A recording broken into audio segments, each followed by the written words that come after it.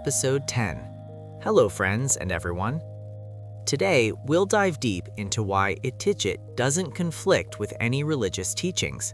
It's because we view the body as hardware needing repair to be ready for good spiritual software. I am Raywat Bunyarakapan, or Ray YARATA, creator of the ItthiJit system, producer of the album Human Pulsecore, music to dissolve negative energy in the mind, and the album Mantra Frequencies, music to replenish the mind.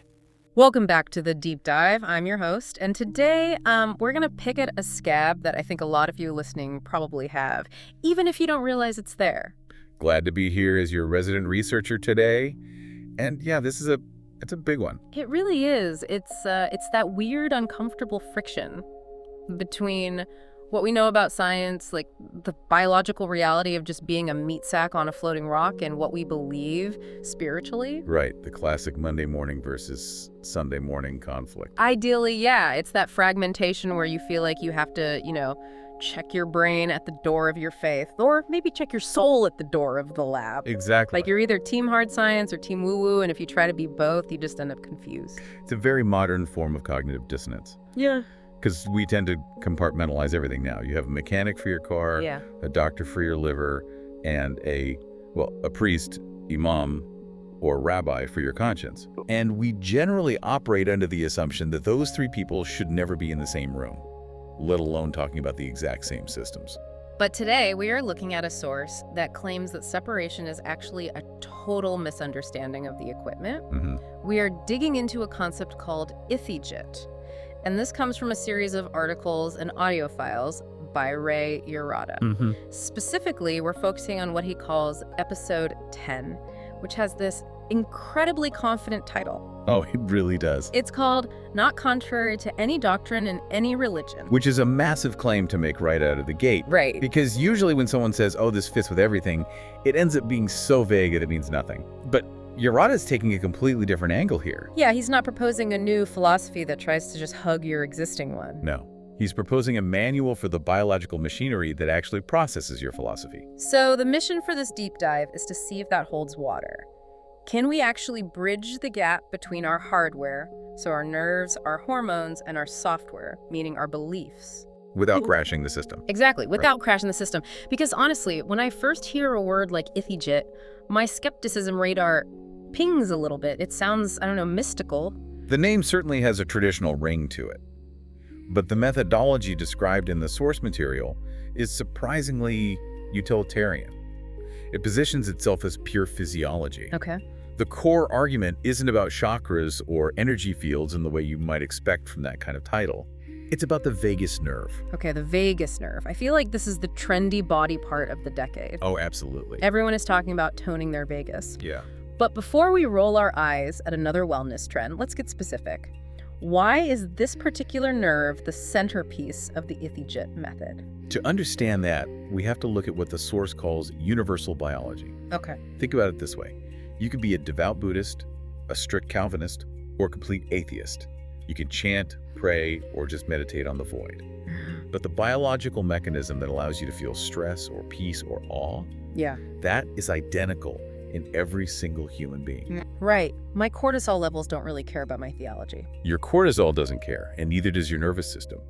The vagus nerve is the longest cranial nerve in the body. It wanders from your brainstem down through your neck, into your chest, and all the way down to your gut. Wow. It touches your heart, your lungs, your stomach. It is the physical superhighway that connects the brain to the body. So it's like the internet cable for the body. It's more like the operating system's main control panel. Specifically, it controls the parasympathetic nervous system. That's your rest and digest mode. Right, the opposite of fight or flight. Exactly. The problem is, most of us are stuck in the sympathetic mode, the fight or flight. So when the source talks about ItthiJit, it's talking about the mechanical process of manually switching that lever from panic to peace. And this is where the universal part comes in. Ray YARATA's argument is that because we all have this exact same wiring, the method to fix it should be universal too. Precisely. If a car engine is overheating, you add coolant. It doesn't matter who's driving the car or where they're going. The engine doesn't care about the destination. Right. The ItthiJit approach is basically saying, look, your hardware is overheating. Here's the coolant. It's a physiological intervention, not a theological one. Okay, I'm with you on the anatomy. We are all wired the same. But the coolant in this case isn't a pill or a breathing exercise, it's sound. Yes. And this is where I need you to convince me. Because how does listening to a noise mechanically flip a switch in my nervous system? That feels like a bit of a leap. It feels like a leap until you look at the physics of the vagus nerve itself. Remember, I mentioned this nerve passes right through the vocal cords in the inner ear. Okay, yeah. The source uses a really compelling analogy here. It describes sound waves as a remote control for the brain. A remote control? And think about what a remote does. You send an invisible signal, usually infrared light, to a device, and it changes the physical state of that device. You change the channel, volume up, volume down. Right. The source argues that sound frequencies act the exact same way on the human brain. So instead of infrared light, we're using audio frequencies to tell the brain to change the channel from the panic news network to the relaxation station. That's the simplified version, but yes. But I'd go a step further. Imagine an old CRT monitor. You know the ones that would get all fuzzy with static? Oh yeah, the big heavy boxes? Right. You know that button you used to press to degauss it? The distinct thrum and shake, and then suddenly the picture is totally clear. Oh, that is a deeply satisfying memory. That's what we're talking about here. It's called entrainment. The brain actually has a tendency to synchronize its brainwave frequency with the rhythm of external stimuli. Okay. So if you play a chaotic, fast rhythm, your brain speeds up. If you play a slow delta wave frequency, your brain slows down. You aren't just listening to music, your biology is literally mirroring it. Okay, so it's biohacking through the ears. Essentially. And this is where YARATA gets very specific. He doesn't just say, go listen to Mozart. The source details two very distinct types of sound tools for two very different biological needs. Let's break those down. Because the first one was called human Pulsecore, which I have to say sounds like a sci-fi weapon. It does, and it's definitely the more aggressive of the two tools. The source describes human Pulsecore as raw rhythms. Why raw, though? Why not soothing? Because usually when people sell you wellness audio, it's all birds chirping and gentle streams. Because sometimes birds chirping is the absolute last thing a stressed nervous system needs. Shift right. If you are vibrating with rage or frustration or high anxiety, a gentle stream feels dismissive. It doesn't match your energy at all. The concept behind human Pulsecore is to match the kinetic energy of that stress. So it's validation. It's venting. Think of it as a sonic purge. The source suggests these rhythms are designed specifically to release pent-up emotion. It's the audio equivalent of a pressure valve. Oh, I see. You can't reach a state of calm if you're holding onto a pressurized tank of adrenaline. You have to blow the tank first. That actually makes a lot of sense. It's like when you're angry and you just want to listen to heavy metal, not smooth jazz. You need something that acknowledges the chaos you're feeling. Exactly. That's the universal biology at play. We all have that pressure cooker mechanism. So, step one is the release. That is the human Pulsecore. And then? Once the pressure's gone, then and only then does the source introduce the second tool, the mantra wave. And I assume this is the birds and streams part. Closer. It's described as deep, soft waves. The key words used in the source are seeking shelter and comfort. So Pulsecore kicks the door open, and mantra wave cleans up the mess. It soothes the inflammation. Once the vagus nerve isn't being bombarded by those fight or flight signals, the mantra wave is designed to stimulate that parasympathetic response we talked about earlier. It entrains the brain down to a state of rest. It's a protocol. You don't just relax, you purge, then you restore. And that sequence is critical. It treats the mental state as a physical process that has steps, rather than just a mood you're supposed to magically snap out of. But here is where the source material took a turn that I really liked. Because if it stopped there, it would just be another product, like, buy these MP3s and you'll feel better. Right.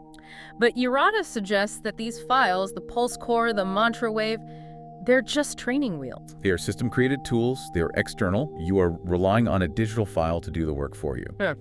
But the ultimate goal of ItthiJit is autonomy. Moving from external tools to internal power. And the method for that is, wait for it, humming. Just humming. Which sounds too simple to be advanced. I mean, my toddler hums. I hum when I forget the lyrics to a song. How is this the pinnacle of the technique? This goes right back to the anatomy of the vagus nerve. Remember how I mentioned it passes through the vocal cords? Right. When you listen to the mantra wave on headphones, the vibration enters through the ear. It's external input.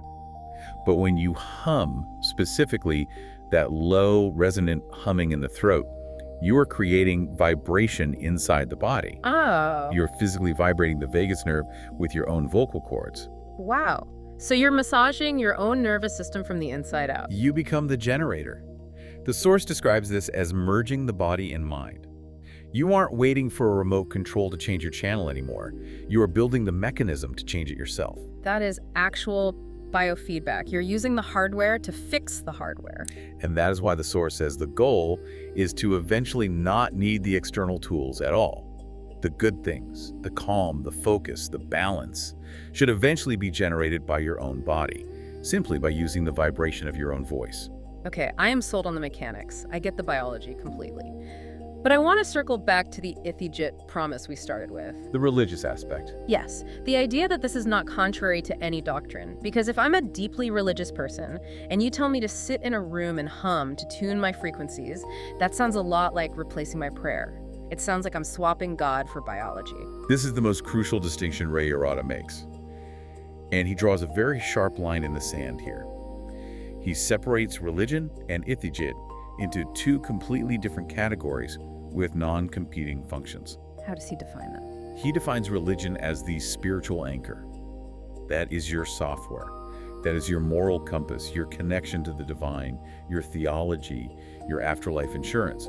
That is strictly the domain of the soul. And ItthiJit? ItthiJit is defined strictly as the tool for repairing the hardware. Yeah. The hardware being the body, the nervous system, the chemical balance. So fixing the car doesn't mean you're changing the destination. Perfectly put. Right. If you break your leg and you go to a doctor to get a cast, you aren't betraying your faith. You are repairing the vessel so you can walk to church. Right. YARATA is arguing that a frazzled nervous system is just like a broken leg. It's a mechanical failure. So he's basically saying, I'm not trying to be your priest. I'm trying to be your mechanic. And he goes a step further. The source implies a benefit loop. It asks you to consider the quality of your spiritual practice when your hardware is broken. What do you mean? Have you ever tried to pray or meditate or focus on a sermon when you are jacked up on caffeine and cortisol and your mind is racing about deadlines? Oh, it's impossible. It's just static. I'm sitting there, but the signal isn't getting through at all. That is the hardware interfering with the software. The source argues that when the brain stops being distracted, when that biological stress is released through the frequency work, the channel clears. The signal-to-noise ratio improves. Exactly. You can return to your specific religious practices, whether that's sala, chanting, or the rosary, with a mind that is calmer, purer, and deeper. You aren't doing ItthiJit instead of praying. You are doing it so that you can pray effectively. That reframes the whole science versus religion thing entirely. It's not a competition, it's infrastructure support. It's about being a good steward of the vessel. If you believe your body is a temple, then ItthiJit is just the janitorial staff keeping the windows clean so the light can actually come in. I love that image. And it really does strip away the woo-woo stigma. If you look at it as hygiene, nervous system hygiene, it becomes a lot more approachable for a skeptic. And accessible. That's the other key theme here. The source isn't asking you to join an ashram or buy a $5,000 device. Right, let's get practical. We've talked theory, let's talk logistics. If someone listening is thinking, okay, my vagus nerve is fried, I need to try this, what do they actually do? The source was pretty specific, right? It is. The source directs you to YARATA's Ko-Fi page. So for those searching, just Google YARATA on Ko-Fi. Right, and you are looking for the master.wav file download. And the instruction accompanying it is very simple but incredibly important. Use headphones. Because of the frequency range? Yes. For the entrainment to work for that remote control signal to hit the brain properly, you need the isolation and stereo separation of headphones. A laptop speaker just isn't going to cut it. And there was a mental instruction too, wasn't there? Sort of terms and conditions for your mindset going in. Drop the worry about belief boundaries. Leave the baggage at the door. Just for the duration of the session, the invitation is simply to test the mechanism. The source uses a phrase that I found quite beautiful, actually. Let's start repairing the universe within the body together. Repairing the universe within the body, that's a heavy concept. It implies that what's happening inside our skin is just as complex and worthy of respect as what's happening out in the cosmos. It validates the internal experience completely, and it leads to what I think is the most radical statement in the entire text. It's almost a manifesto. The source says, self-healing is a basic human right. I stopped when I read that in the notes. Self-healing is a basic human right. It shifts the power dynamic. It suggests that you don't need a gatekeeper to feel okay. You don't need a prescription, you don't need a guru, and you don't need permission to regulate your own nervous system. It is inherent to your existence. If you have a body, you have the right to heal it. It democratizes wellness. It takes it out of the luxury spa and puts it back into your own hands, or your own throat, if we're talking about the humming. It brings us right back to that universal biology. Because we all share the burden of stress, we all share the right to the remedy. It's really interesting to see how this dissolves the tension we started the deep dive with. We began with this idea that science and spirituality are at odds. But through this lens, they are partners. One maintains the machine, the other gives the machine a purpose. And neither can function fully without the other. A perfect machine with no destination is useless. But a profound destination is unreachable if the machine is broken down on the side of the road. So here is where we leave you today. We've unpacked the hardware of the vagus nerve, the software of belief, and the tools to bridge them. But I want to leave you with a bit of a provocation to chew on. Let's hear it. We usually think of self-care as an indulgence, something we do when we have extra time. But if we follow the logic of YARATA, if our bodies are literally the hardware required to experience our beliefs, to process our prayers, to feel our gratitude. If the body is the antenna. Exactly. Then are we actually neglecting our spiritual duties if we fail to maintain the machine? Is that headache, that chronic stress, that static in your head, is that just an annoyance? Or is it a sign that you're letting the temple fall into disrepair? That turns self-care into a moral imperative. Something to think about the next time you feel guilty for taking 20 minutes to just sit and hum. It might be the most spiritual thing you do all day. Check out the source. Search for YARATA and see if you can tune your own frequency. Thanks for taking the deep dive with us. Always a pleasure. Stay curious, and we'll catch you on the next one. In conclusion, no matter what religion you practice, maintaining your body's hardware balance through sound science is a crucial starting point. If you are interested in high-quality audio files for mind training, both the album Human Pulsecore, Music to Dissolve Negative Energy in the Mind, and the album Mantra Frequencies, Music to Replenish the Mind, available in full-spectrum .wave format, please search Google YARATA Ko-Fi as shown on the screen. That's all for today. Goodbye.